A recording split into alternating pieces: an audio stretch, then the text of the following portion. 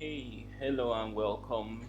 Today we are going to be talking about a game. It's going to be our first game review. Yeah.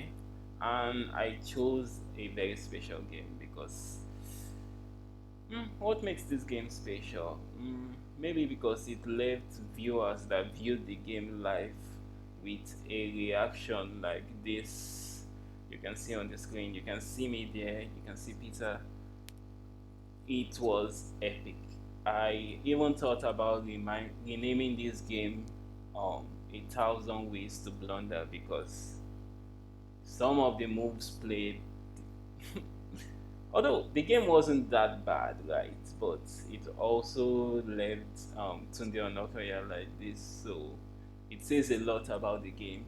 The game was between Aima, this is Aima, and one of the chess in slum young prodigies but goes by the name of Jasmine.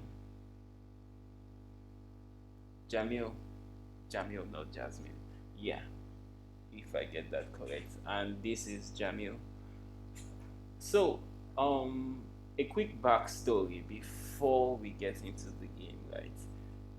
I'm gonna drop a link in the description that gives the whole documentary, but what was the game about? I'll just give like a 1 minute, 2 minute talk on it. That the game, um, Ima came to me sometime last year, right? That she came with a challenge, right? And I got to know about her that she does challenges where she takes up a new skill and tries to learn it in 3 months, 2 months, right? She has done skills in the past like mechanic, karate, I think hairdressing also, right? She has done a lot. You can check out her channel. Very instructful. It does shows us that we can actually do these things if we put our mind to it. So our next challenge was chess. She decided to come into the chess world, and the challenge was to learn chess in 90 days. When I heard about it, I was intrigued. I was like, this sounds interesting and it's something I would actually want to be a part of. So I agreed to be a coach for the 90 days. Unfortunately, we could not complete um, the whole training process in 90 days because she had to travel and some other things came up, right? So we made it in 120 days, which you can see from the video name, Learn Chess Against Line 1. So we basically did it in 120 days, training from scratch because when she came, she basically knew nothing about the game. And the end of the challenge was to play against two kids from Chess in Slum, Africa, and Jamil was the first opponent. So, without boring you with too much talk, everything is in the link that will be posted. If you want to check it out, or if you just want to see the game analysis, let's get right into it. So, the game started with e4. Ima was black in the first game, and he replied with c6, classic Karokan, right? That's we worked on it a bit, but we basically just followed the rules that I try to give on during my live streams here, right? Which is the opening rules: control the center, develop your pieces, don't move a piece twice, and things like that. Because of the short time, we didn't really go much into opening theory and stuff like that. So it just shows you that if you follow those rules, you can actually play decent chess. No matter your level, the rules work because they are basically guidelines. So the game continues with knight out, continuation of the Karokan, and she chose this line, which is actually something I play also. So it was funny to me when I saw our opponent was playing against it. Unfortunately, we had not looked at it, but Haima handled herself pretty well, following the opening rules. Developing the knight, it was captured, you capture back. Developing the bishop, bishop is developed, and now you're ready to castle. Both sides castle, which is what I try to tell beginners. Castle early so you are not, your king is safe at least. So now our opponent went for d3. I don't really like this move. It restricts the bishop in case the bishop wants to come back, and it doesn't really control the center that much. So I think d4 would have been better, because d3 develops this bishop. Sorry about that. D3 develops this bishop, but d4 also does the same thing. So if you can control the center and develop the bishop at the same time, then go for it. But she chose d3, and Ima develops a knight, develops the bishop. Now this is the point where the first rule was broken. Like I told you, the rules of the opening: develop your pieces, castle, control the center, don't move a piece twice unless necessary. So she moved her bishop twice, and at this point it was already leaning towards white. Black had equalized before this point, so instead of moving your bishop twice, you should have found a way to develop these other pieces.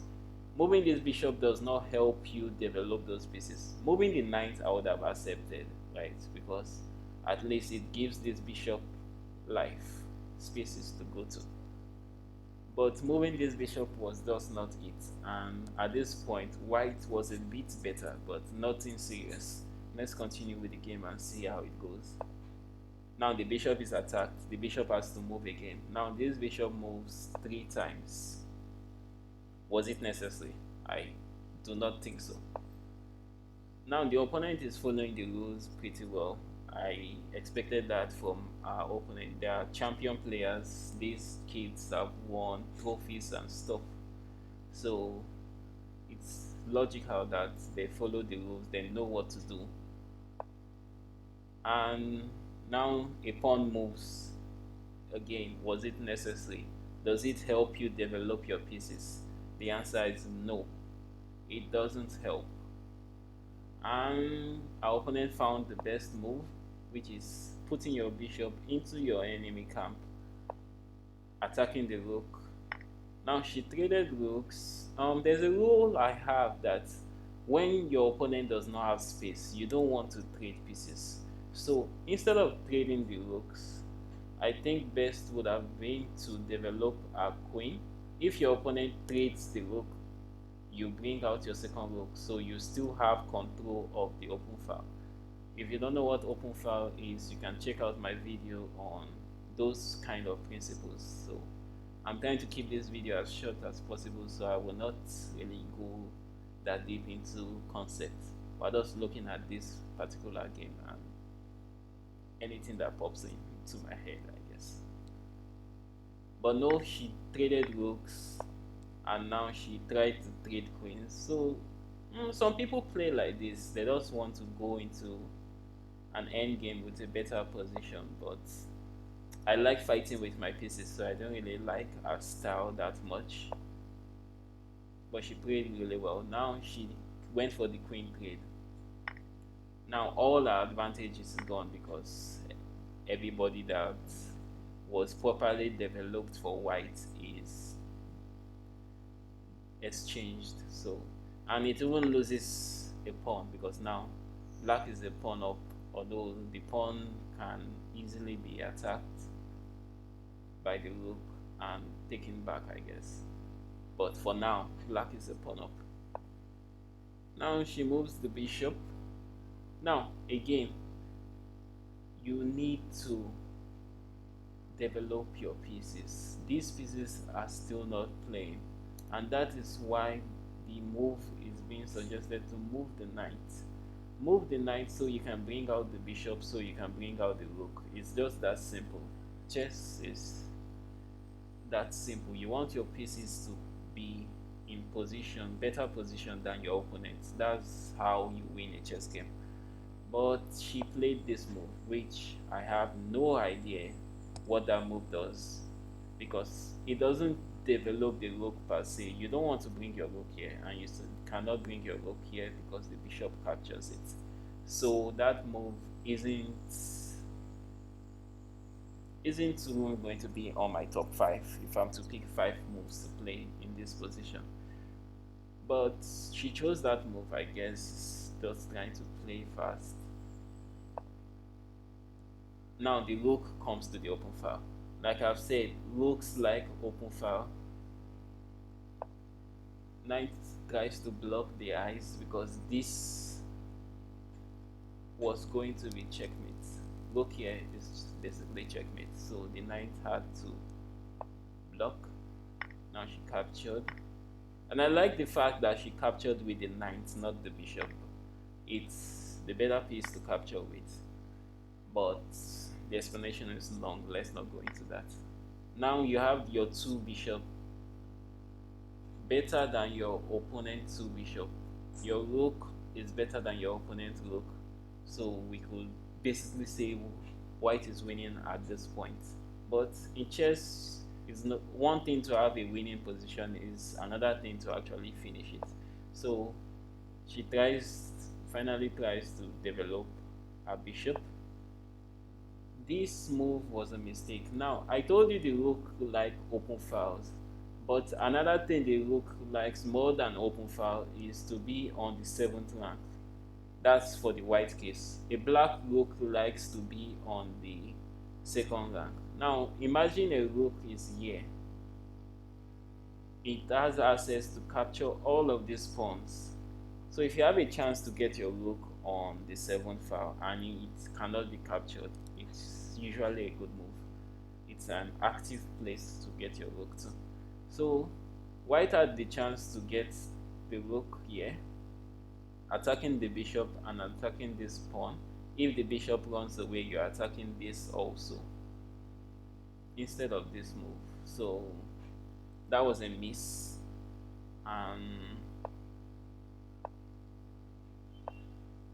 Now the bishop come for a trade.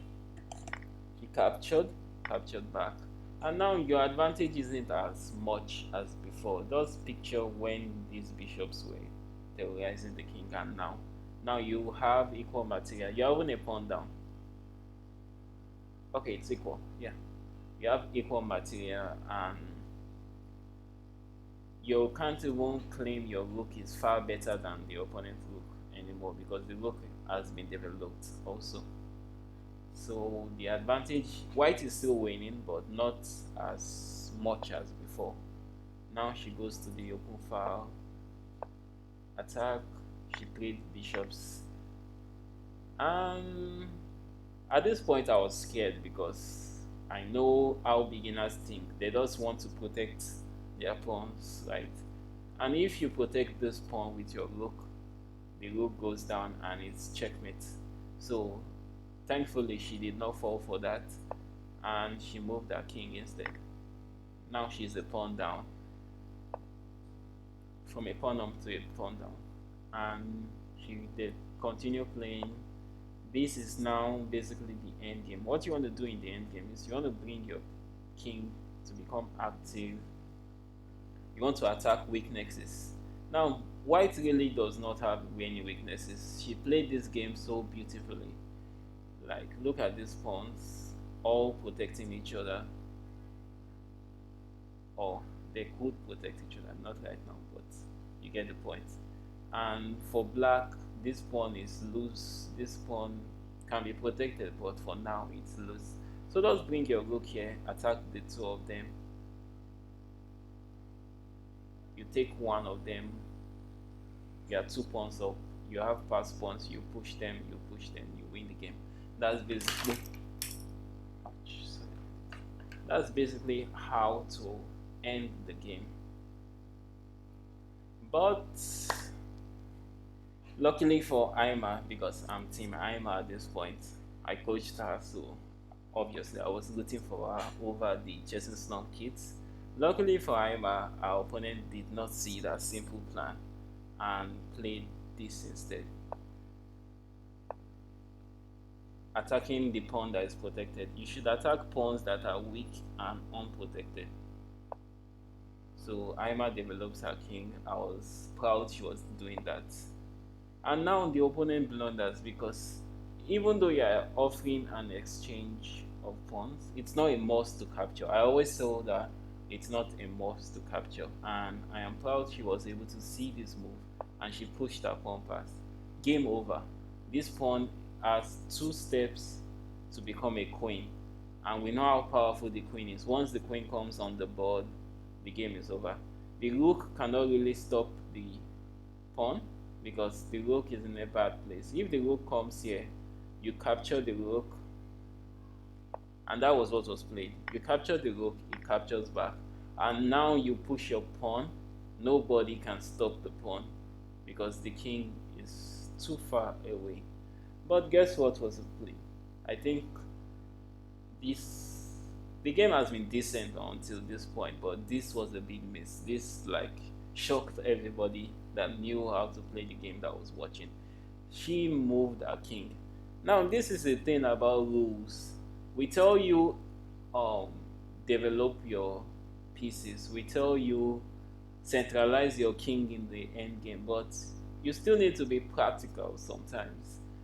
Sometimes rules can be broken. You just need to, that's the beauty about chess. You just need to know when it applies and when you can actually go around it. And in those points, pushing the pawn was just game over. It broke my heart when she touched her king and she moved it. I was like, let me put that picture back.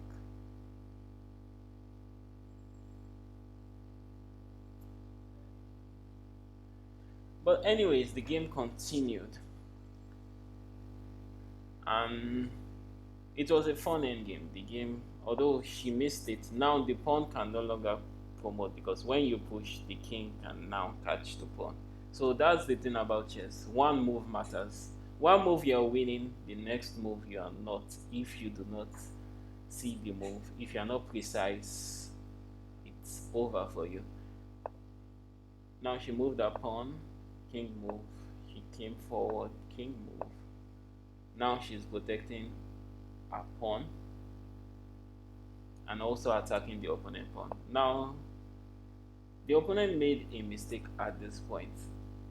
This pawn is being attacked, right? And you want this pawn. So you could have pushed your pawn, trying to go queen. So when the king captures your pawn, you capture this pawn and you are winning again. But the opponent missed it and she played pawn push, trying to create a pawn outside pass pawn, which is also a decent idea. So in chess, there are many ideas. You just need to know which idea to use at what time. And that's something that comes with experience. They are both young players, one by age, the other one by experience, right? And it happens. I was really impressed by the game. They really played some good moves, especially in the second game. But let's finish the first game first. So she was trying to create an outside pass pawn, and this is how it continued. Fast forwarding a bit because we don't have much time left, but let me just take it back and move it slower. So she created the outside pass pawn,